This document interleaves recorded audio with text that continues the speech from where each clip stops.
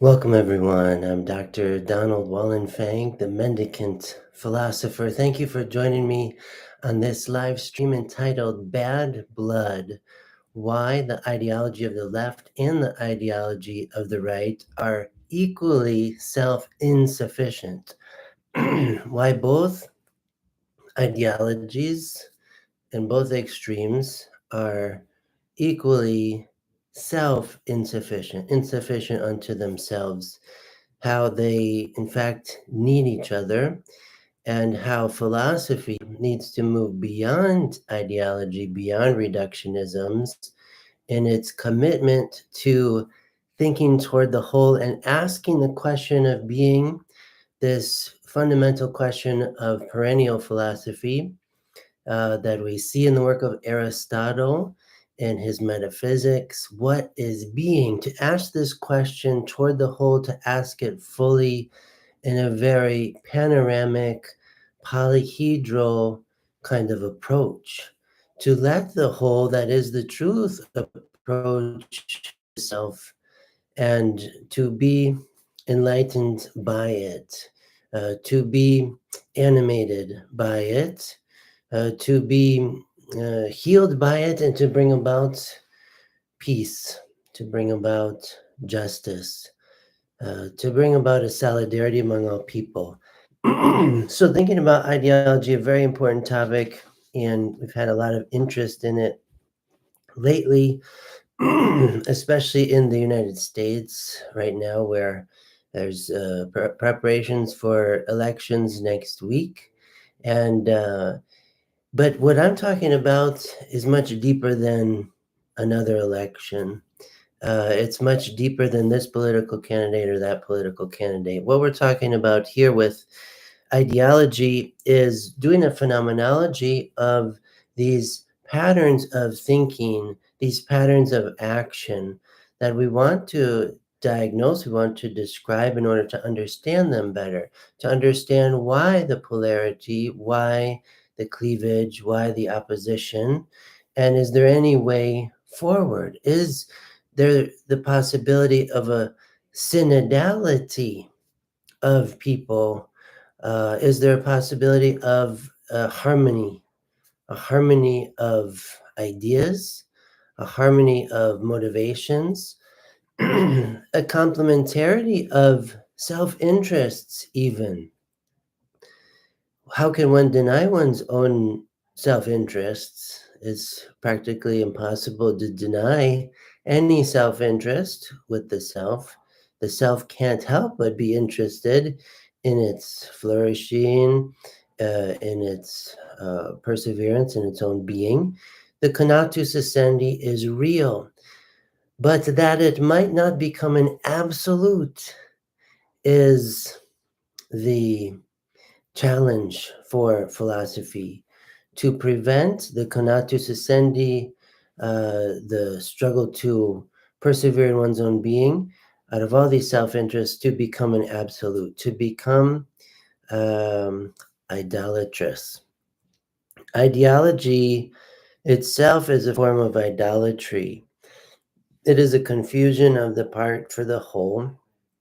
It is a reductionism of the whole to one or some of its parts. With ideology comes a very limited worldview. And this prevails in society and also in the church, in Christianity. We have lots of ideology happening. We have lots of ideological infighting. And we want to diagnose this further and observe the various patterns, especially of the ideology of the left and the ideology of the right, that I've talked about in the previous live streams. So I want to begin with a quotation from Joseph Ratzinger's book, Principles of Catholic Theology, Building Stones for a Fundamental Theology. And in this book, Ratzinger admits that bishops have a great challenge in the church because they're attacked from both ideological positions. the ideology of the left and the ideology of the right. So in this quote, we'll hear about first the critique of the ideological left of bishops, and second, the critique of the ideological right of bishops. So Ratzinger writes, quote, against the complication and conditioning of Christianity that occurs in the academic world, the protest is raised for a simple faith that opposes the ifs and buts of the scholar to the plain yes and no of faith. So this is what he's saying overall is necessary, that there is an academic discipline of theology, moreover philosophy, that are important for Christianity, but at the same time it's important that the simple, straightforward, universal, inclusive message of the gospel not be overcomplicated by academic considerations. So Ratzinger is trying to move toward the plain yes or no of faith. And he says the shepherds of the church, the bishops, not only find themselves exposed today to the accusation that they still hold fast to the methods of the Inquisition and try to strangle the spirit by the repressive power of their office. So that's the critique of the left. The bishops are at the same time attacked by the voice of the faithful, or at least a certain voice of the faithful, some of the faithful, who accuse them more and more loudly of being mute and cowardly watchdogs that stand idly by under the pressure of liberal publicity, while the faith is being sold piecemeal for the dish of pottage of being recognized as modern, end quote. So there we have the critique of the ideological right against the bishops. And this is how we know typically that we're in the ballpark of Catholicism when there is a critique from both the left and the right. And neither ideology is happy with what's going on. This is a good sign that one is on the right track for Catholic thinking, for Catholic ecclesial living. And we could say that Jesus himself is a thorn in the side of both sides of the ideological divide. Jesus is a thorn in the side of both sides. We could say, maybe even more provocatively, Jesus is both liberal and conservative because he is neither. Or Jesus is neither liberal nor conservative because he's both. I think this is a very helpful way to articulate Catholic thought. When we think about Catholic social teaching and all of the issues treated there, we can't be satisfied with any ideological political platform, none of which get it all right, all of which have their respective distortions. But within Catholic teaching, we have this wholeness of an evaluation of reality, high and low, near and far, to the extremities of human existence, taking everything into account, and a kind of thinking in solidarity with every human sojourner en route to truth, en route to divine glory. So, this is a very paradoxical position to be in. This is the person and life of Jesus the Christ. Incredibly paradoxical, incredibly um, provocative of every ideology. Because he stands for the whole, he lives for the whole, he himself is the whole in the flesh.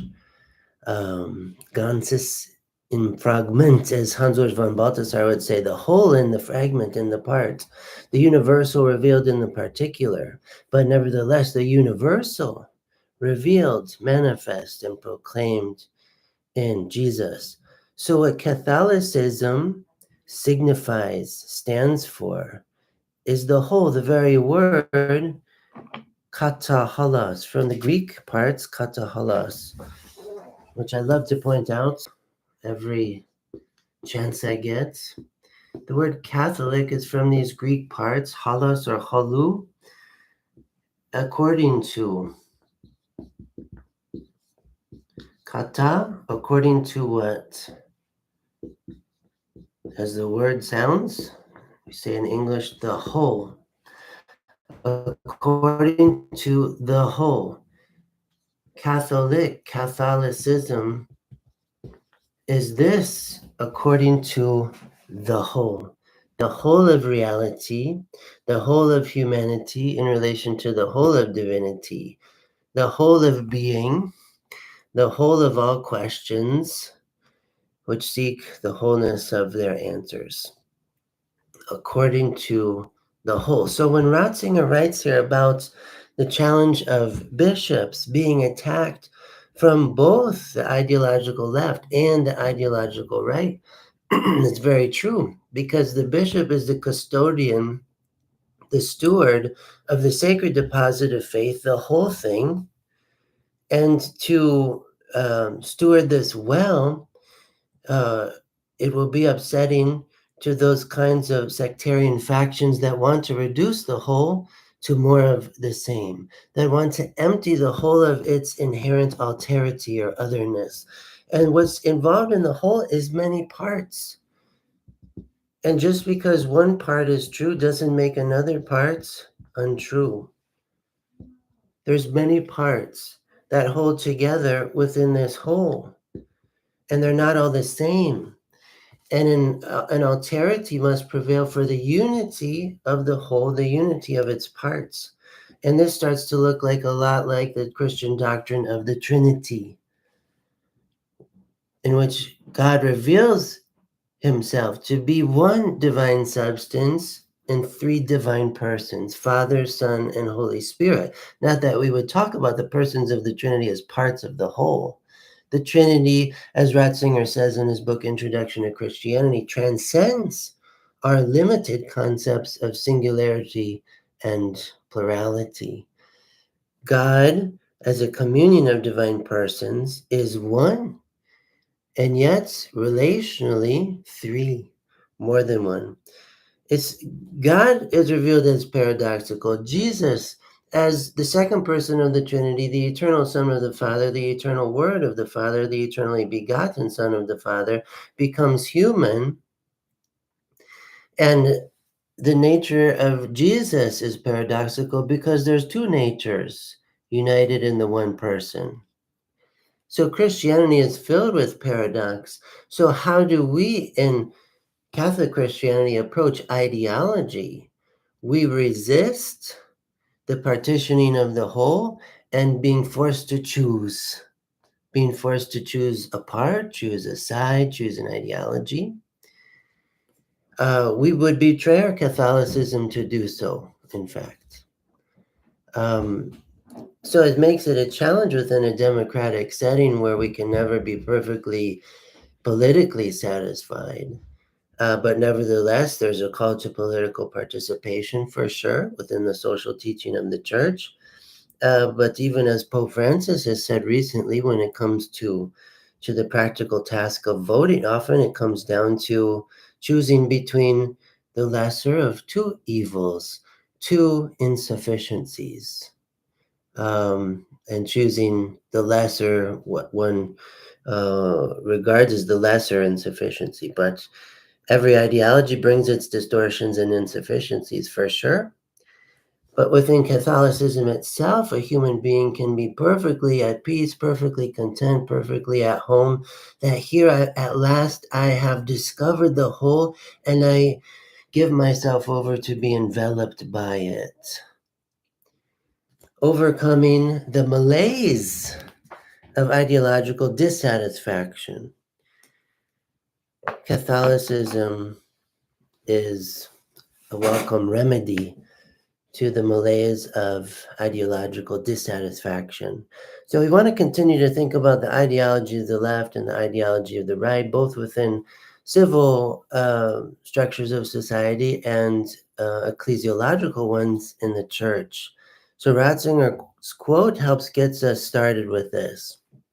And we could say that today, and admittedly in every generation, the Catholic Church is bedeviled by bitter sectarianism that would sharply divide the ecclesiological right, or what we would call traditionalism, from the ecclesiological left, what we would call progressivism. Either ideological brand reduces the whole of Catholicism to a truncated dogmatism that emerges to the degree that the part is confused for the whole. In this manner, the irrational foundation of rational knowledge has poisoned even the reception and communication of divine revelation.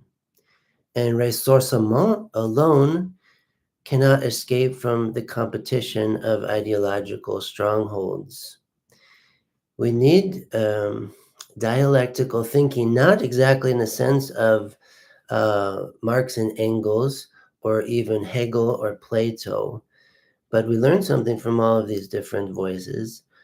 But when I use the language of dialectic, as I did in my 2017 book, Dialectical Anatomy of the Eucharist, what I mean there is a refusal of the fertile polarity between others to collapse, a refusal of the unity in plurality that we experience in intersubjectivity, this plurality of persons, to refuse to reduce the other to more of the same.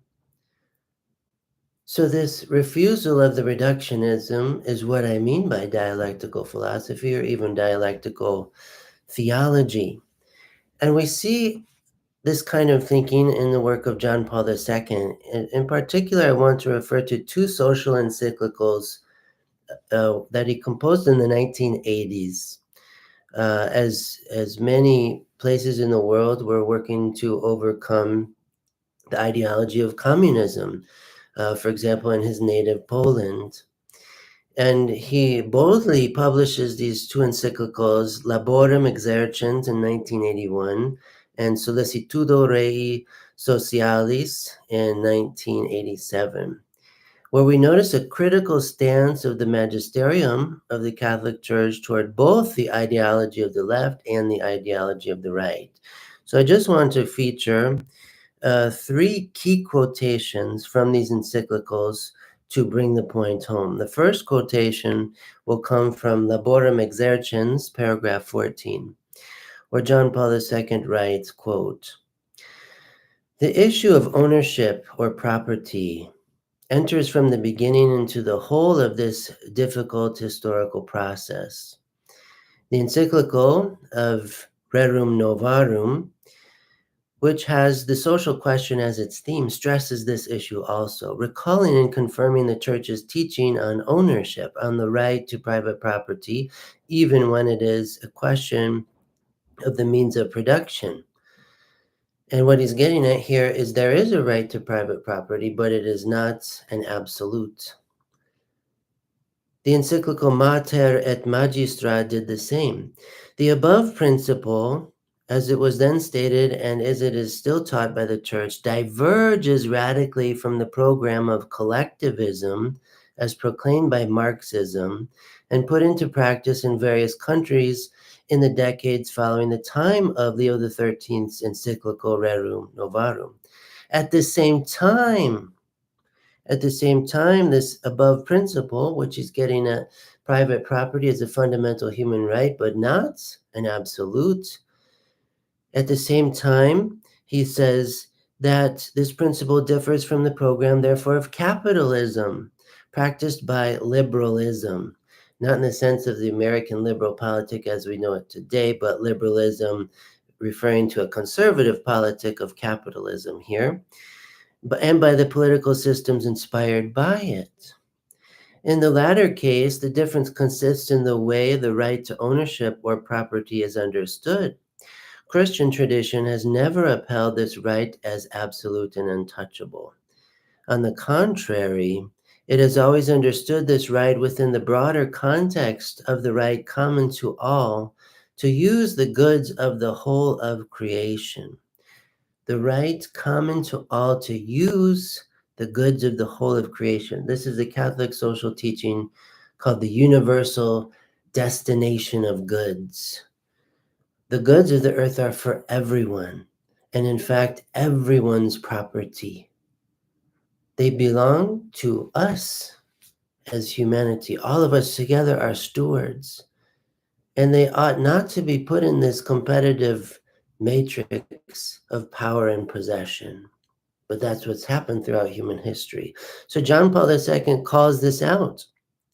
And he says further, the right to private property is subordinated to the right to common use, to the fact that goods are meant for everyone. Again, from his encyclical Laborem Exercens, paragraph 14. So we see Catholic social teaching coincides neither directly, perfectly, synonymously with Marxist collectivism on one hand, nor capitalism on the other. And now we have a quote of similar things from his 1987 encyclical Solicitudo Rei Socialis, paragraph 21, where John Paul II writes, quotes,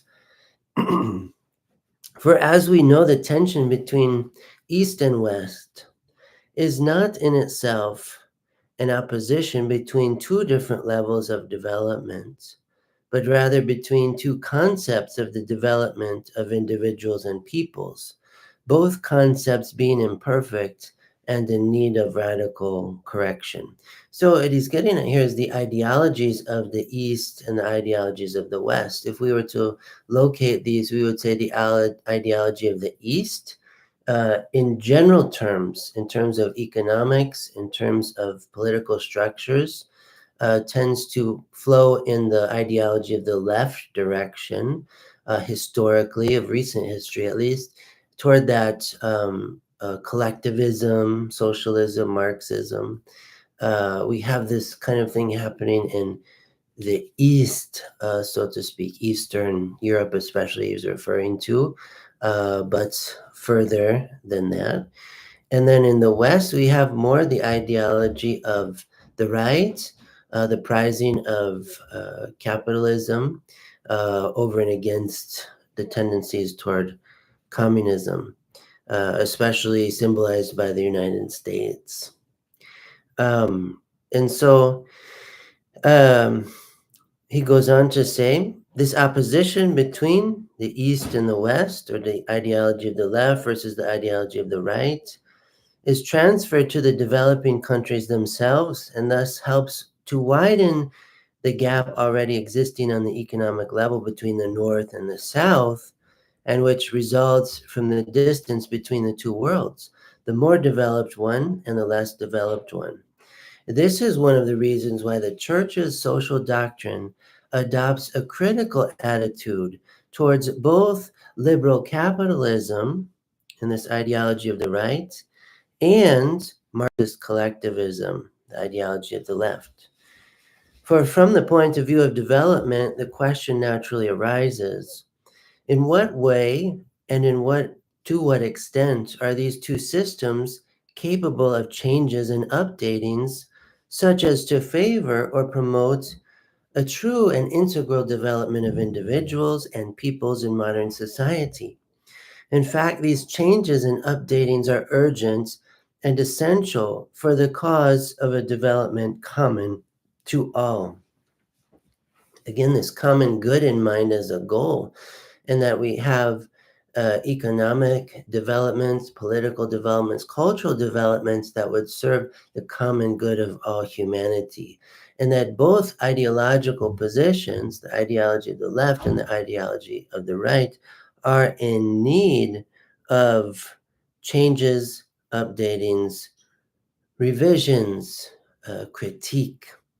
And we get at the critique by bringing the two together, and each one can contribute to the other what the other lacks. Finally, we have a quote again from Solicitudo Rei Socialis, John Paul II's 1987 encyclical. One last quote from John Paul just to showcase this Catholic way of thinking of neither nor, because both and. The Church's social doctrine, he writes, is not a third way. between these two ideological positions, between liberal capitalism and Marxist collectivism.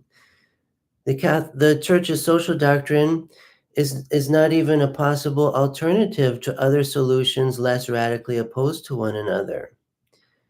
Rather, it constitutes a category of its own, such a key phrase, a category of its own. Catholicism always has been, always will be, a category of its own. It capitulates to no ideology. In remaining Catholicism, I like to say Catholicism is the only ism that is not a reductionism because it means according to the whole. All these other isms, whether liberalism, conservatism, Marxism, idealism, empiricism, collectivism, the list goes on and on and on. All these various isms, existentialism, signify reductionism, signify some kind of ideological trap, some kind of ideological tunnel vision in regarding the whole of reality. So Catholicism remains a category of its own.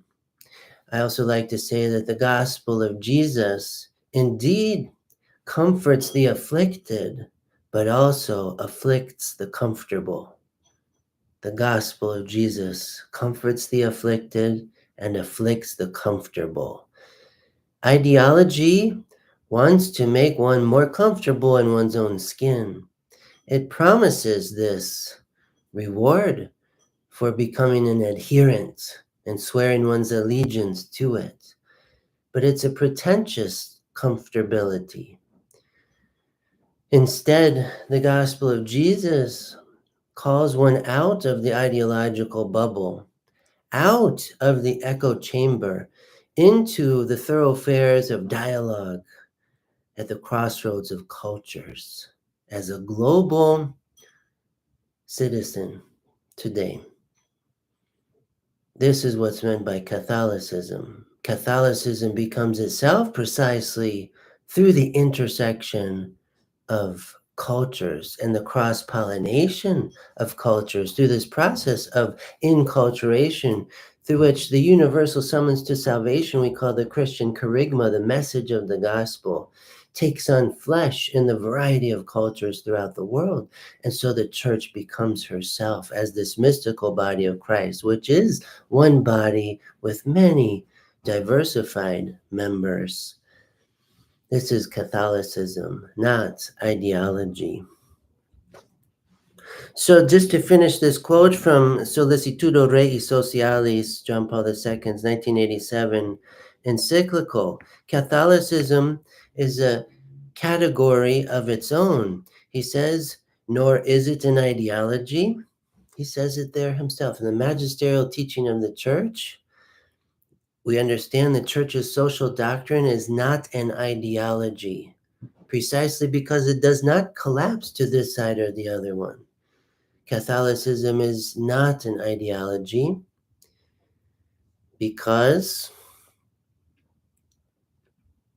it forms a covenantal relationship with the whole, to which it is bound, to which it must give an account. Catholicism is the accurate formulation of the results of a careful reflection on the complex realities of human existence. What a beautiful definition, especially pertaining to Catholic social doctrine. John Paul says again, this beautiful definition is the accurate formulation of the results of a careful reflection on the complex realities of human existence. And that's the problem with ideology, is that it oversimplifies these complex realities of human existence for the sake of ease, for the sake of expediency, for the sake of getting on with the action without taking time to contemplate. Catholicism, the accurate formulation of the results of a careful reflection on the complex realities of human existence in society and in the international order, in light of faith and the Church's tradition. The main aim of Catholic social doctrine is to interpret these realities, determining their conformity with or divergence from the lines of the gospel teaching on man and his vocation, a vocation which is at once earthly and transcendent. There we get the key word there, vocation at once earthly and transcendent. And the aim of Catholic social teaching is thus to guide Christian behavior. It therefore belongs to the field not of ideology, but of theology, and particularly moral theology. The teaching and spreading of her social doctrine are part of the Church's evangelizing mission. And since it is a doctrine aimed at guiding people's behavior, it consequently gives rise to a commitment to justice, according to each individual's role, vocation, and circumstances, end quote. So again, it is this category of its own that defines the irreducibility of Catholicism to any political program or ideological position. Catholics are meant and called to be people of dialogue, people who listen more than they speak. So I just love these quotes of John Paul II. I just want to sit with the harmonious resonance of the truth that is articulated there. So that's why I take time to share them. Again, Laborem Exercens, paragraph 14, Solicitudo Rei Socialis, paragraphs 21 and 41. If you want to look at these further, perhaps read the whole encyclicals of John Paul II. They're very good, very helpful. I've taught them before in classes, and all that I'm presenting here in these live streams will be published soon in a journal article entitled Twilight of the Idols of Ideology. So I want to just speak about half hour more about ideology in society and the church. So ideologies exist and probably always will exist. Etiologically, in terms of the causality of ideology, they emerge from each of our own peculiar blessed rage for orders. This is a phrase of the theologian David Tracy. He wrote a book, Blessed Rage for Order, based on a poem of another author. But this concept, blessed rage for order, helps us get at the dynamism of ideology. Each one of us, we could say, has a blessed rage for order. We want our lives to be ordered. Even Maria Montessori talks about order as a natural, universal human tendency. We have an inbuilt tendency toward order, toward orientation, toward a structuring of reality in which we can feel at home. And so in order for there to be order in our lives, we have to put in work to order what would otherwise become chaos. For my room to remain ordered and organized, I must clean it. I must not let various objects and things and dust and dirt pile up in it.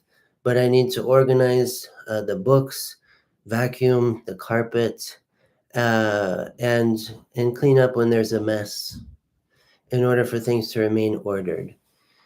But sometimes we can become rather obsessive about ordering our existence, and we look for these this already made scaffolding that we can rely upon to order our existence according to our natural self-interests that well up within us. And the scaffolding that's already there to latch onto is ideology. Ideology is one of the most powerful forces we see in the history of humanity for granting the blessed rage for order. of an individual and a community. Ideology brings with it a kind of fanaticism, hysteria, a kind of social ecstasy that proceeds from the collective unconscious of the particular ideology. And this is very attractive. It corresponds with a lot of phenomenological analyses. I'm thinking, for example, of Emmanuel Levinas, and when he talks in French about the ilia, the white noise of being the sense of being riveted one's being and want to escape in an ecstatic movement of the self outside of the self. And indeed, that is the destiny of the self. It's the vocation of the self, we could say, to go out of itself, beyond itself, a sense of self-transcendence in relation to the alterity of the other.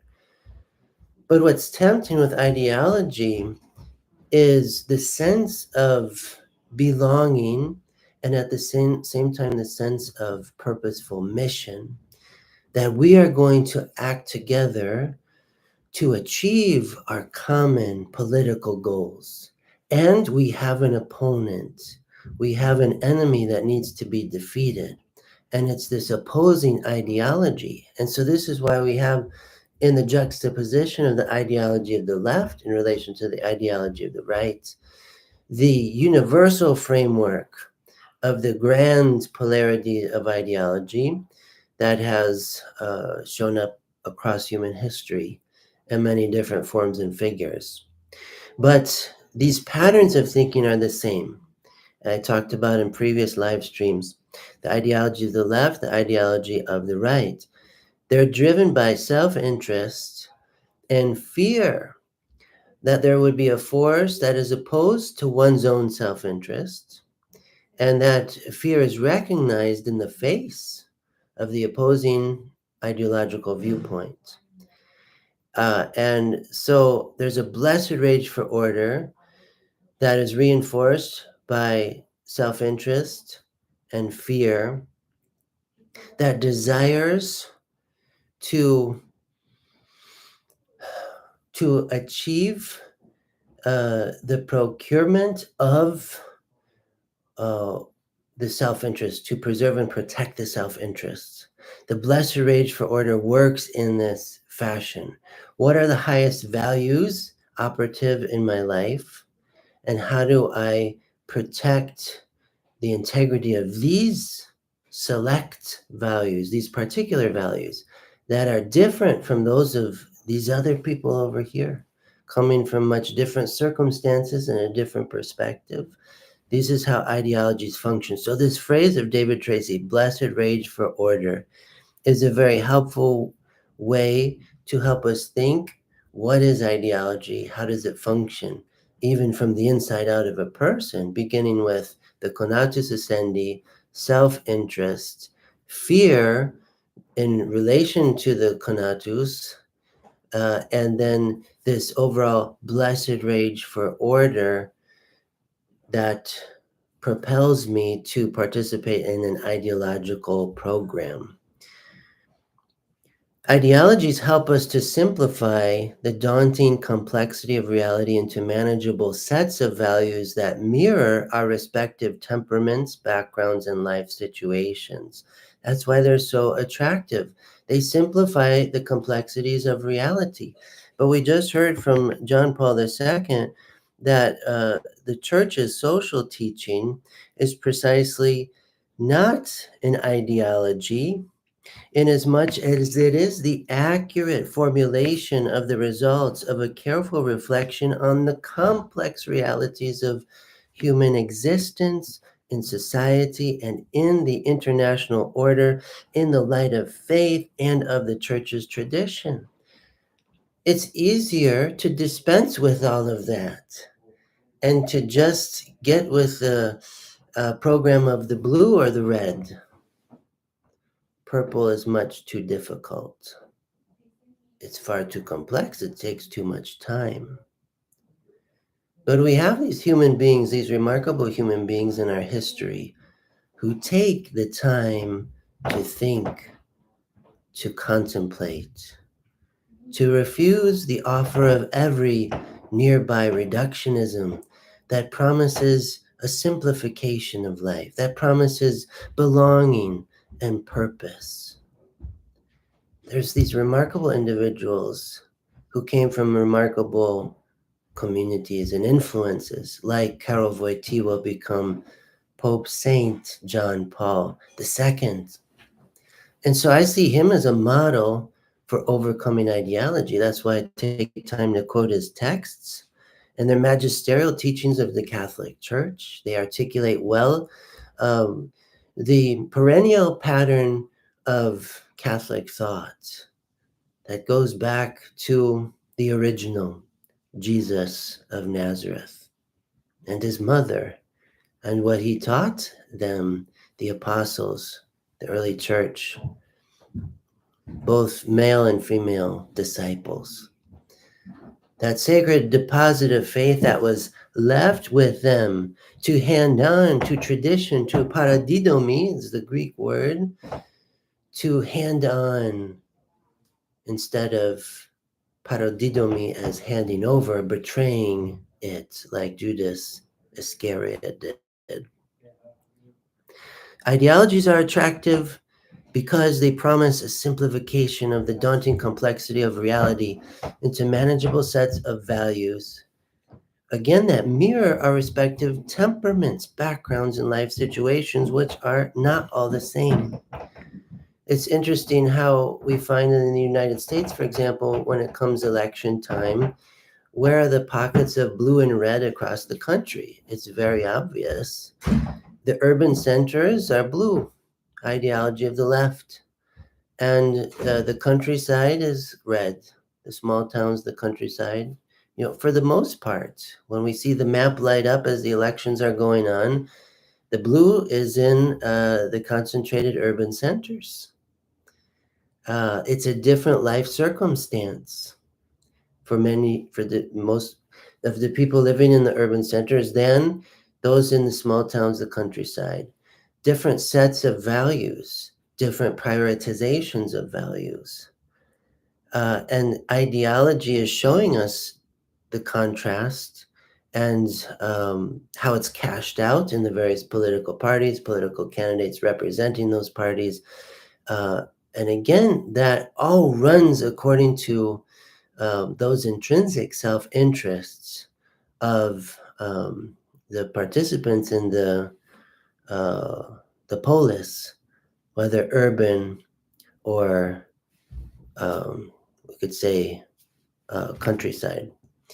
Ideologies help us to find an anchor of identity in a sea of difference. Nevertheless, there remains the necessary conversion away from ideology, both for the sake of truth and for the sake of social and ecclesial unity. I was reading a short story the other day. I forget the author. It was about Abraham Lincoln. And in the story, Abraham Lincoln talks about, the various trials in life, and you could feel some days like you have no one on your side, no one who understands. And Lincoln said in the story, "I'll always have the friend inside." And I found that so interesting because, yes, indeed, to renounce every ideology makes one a rather lone ranger in this world. And that is very difficult to be that. Accused on all sides and finding very little belonging in a non-ideological setting. So this also can be true in the church, sadly. And I just might want to say a few words about this. Moving toward an examination of ideology in the church as well as society. In our contemporary historical situation we call postmodernity, secular materialism may very well be the most nefarious ideological totality in which extremes meet.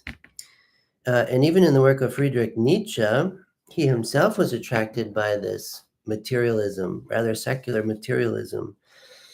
It was a preferred ideological position of his we can observe in the work of Nietzsche. And in his book, Twilight of the Idols, or How to Philosophize with the Hammer, Nietzsche writes, quote, "The political mania at which I smile just as merrily as my contemporaries smile at the religious mania of former times is above all materialism, a belief in the world and in the repudiation of a beyond, of a backworld.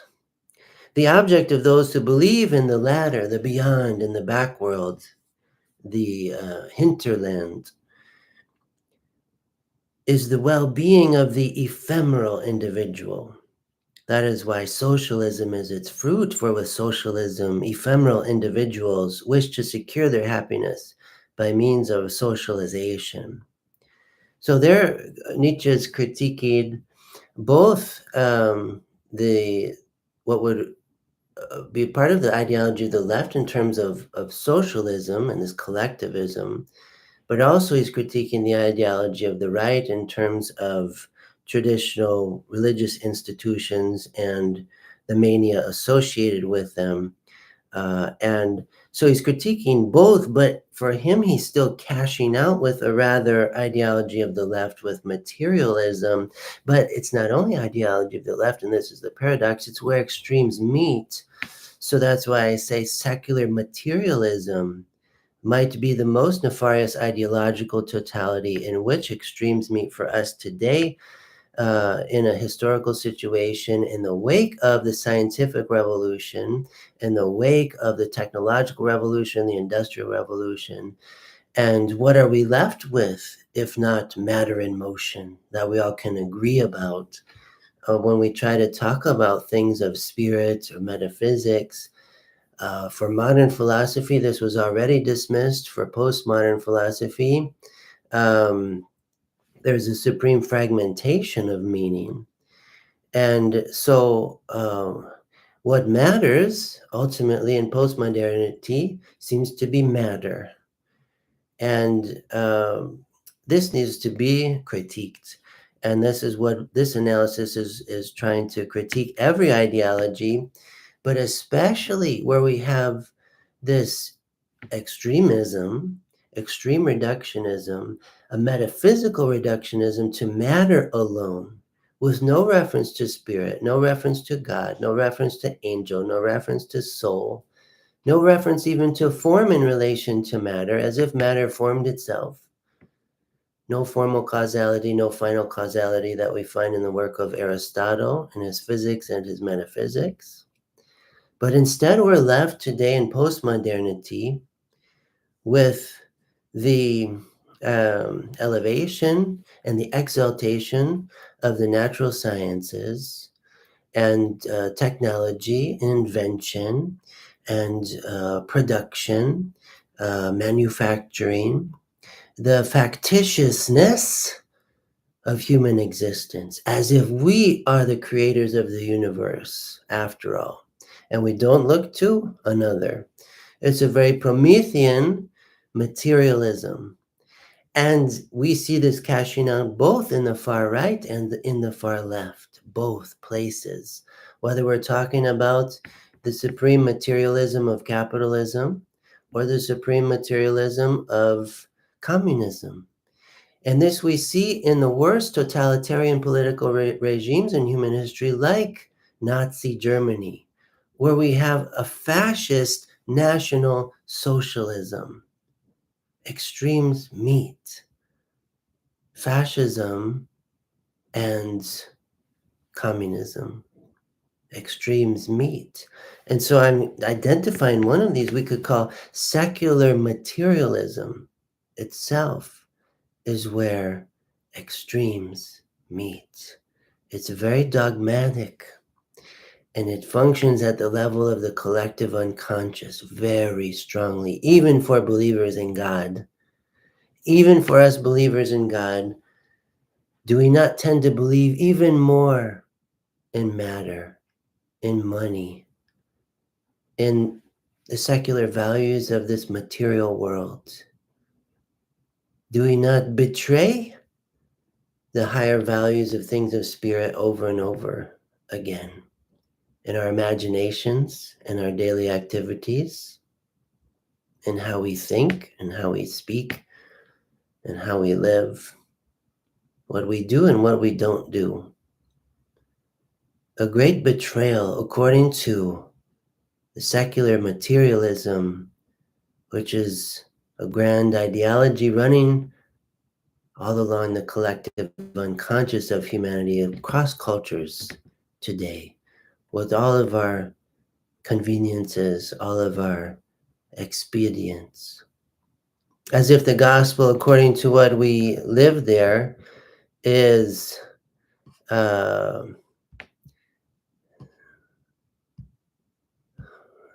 gospel according to what we live there is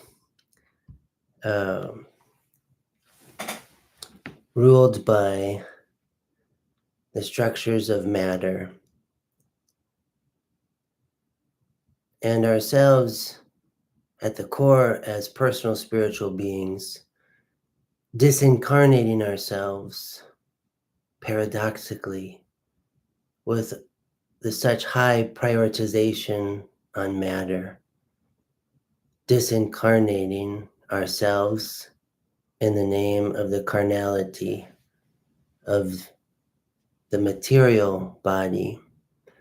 So, in any case, secular materialism may very well be the most nefarious ideological totality in which extremes meet. It is at once fascist and communist, anarchical and automatic, nationalist and naturalist, autocratic and autochthonous. It refers to the simultaneous eclipse of divinity and humanity in favor of an entropic demolition.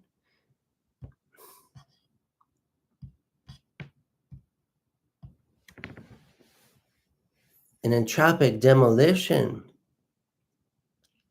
of being, in which the original sin resurfaces as the final sin, the great escape from being in the formless form of suicidal annihilation. So let's think about this again, where extremes meet involves the eclipse of divinity and therefore the eclipse of humanity. We're seeing this in university curricula in the United States for sure, if not around the world. In the United States, we have an amputation going on of the humanities, which signifies an amputation of our humanity. The things like history and literature, the arts, philosophy, theology, all of these various fields of study, languages, intercultural studies. But there is a movement back to Babel and building the Tower of Babel, the city that we make for ourselves in order to make a name for ourselves. This technocracy that is pervasive across cultures around the world, this technocracy that speaks just one language. And it is a thick ideological stronghold. And it is a very diabolical phenomenon. And this is where we read with St. Paul in Ephesians chapter 6, our battle as human beings is not with flesh and blood, but against the principalities and the powers of the high places and the dark places. To overcome the principalities and the powers, yes, indeed, metaphysically speaking, the fallen angels, the demons, it requires humility. The humility on display in God become flesh, who is Jesus of Nazareth. As we read with St. Paul in the letter to the Philippians, though he was in the form of God, Jesus did not regard equality with God something to be robbed, but rather he emptied himself, coming in human form. He became obedient in all things. He was in the form of a servant, doulos in Greek.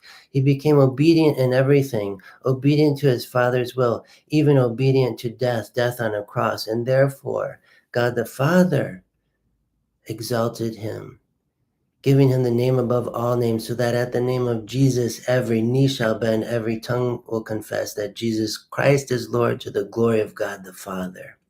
But the beginning of that early hymn in the early church, though he was in the form of God, Jesus did not regard equality with God something to be robbed.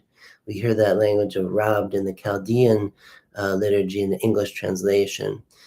And so he emptied himself. He became obedient to the point of death, death on the cross. He emptied himself. This is the solution to the anima technica vacua, as Hans Urs von Balthasar talks about it, the vacuous technical soul.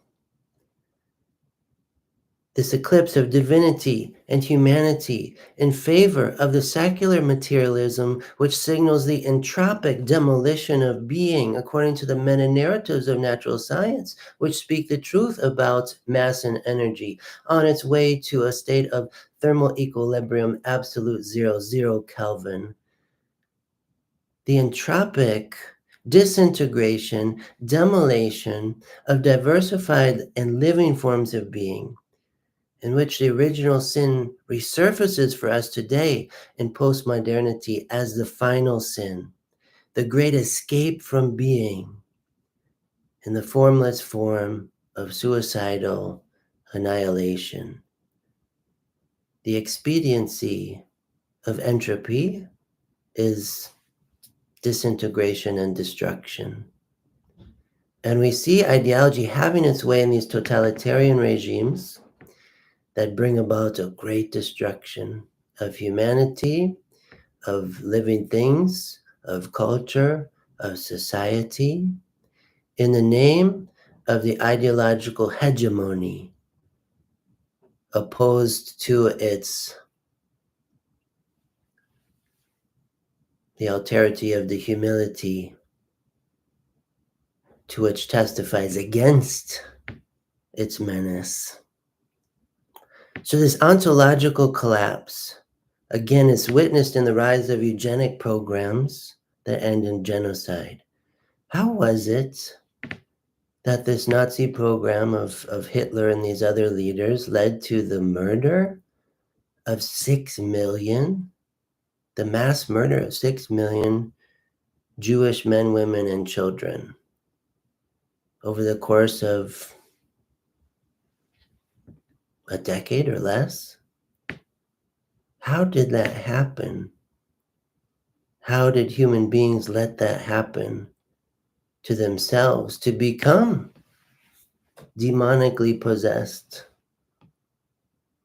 by this ideological stronghold that promised the perfection of humanity precisely through the eradication of it? So these are very serious things. These are very serious things we're talking about with ideology. And we're aiming at the remedy of it. The remedy, the conversion of the self that wants to retreat before the absolute summons to live as a free and sincere gift of self for the other. So one more point here in this live stream, and then we'll pick up where we left off tomorrow. In book 16 of his conferences, when promoting the via media of virtuous monastic living, John Cashin writes that extremes meet. He says in the Greek, akrotetes isotetes, which we could say loosely translated, extremes meet. Ideological extremes meet. In the end, ideologies are not competitors, but form an alliance. Competing ideologies in the end form an alliance of destruction. They're both equally nefarious, equally dangerous, equally sinister. And the more extreme one goes on the spectrum, the one comes around on the other side of it. Extremes meet. Thomas Aquinas expresses a similar notion in his Summa Theologiae when he writes that no virtue resides in extremes. In the Latin, nulla virtus est in extremis. Ideology foments around the extremities of practical thought. Reflecting on the tragic violence of the French Revolution, Gertrude von Lefort writes in her book, Song at the Scaffold, quote, "For the tragedy is not that chaotic impulses led to chaotic conditions, that wrong thinking unleashes passions and crimes.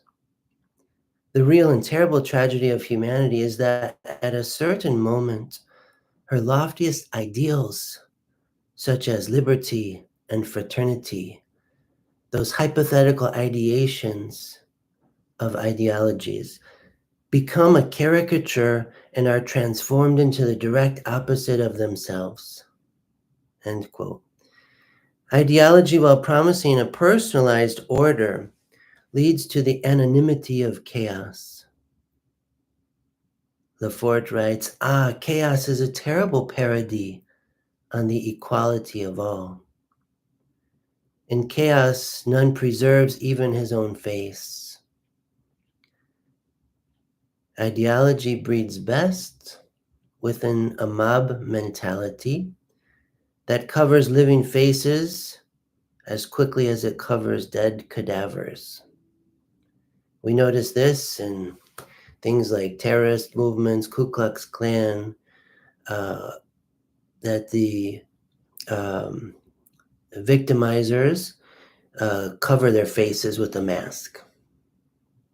They conceal their personalized identity because they're acting no longer as a free person and an intelligent person, but as a, a vehicle of the mob machine. They're acting as a component of the mob machine. And this is very destructive. Every time it happens, it will be very destructive. The mob mentality. What's the answer? To take oneself out of that mob, to renounce it, to say no, to testify against it, even when it turns and persecutes you.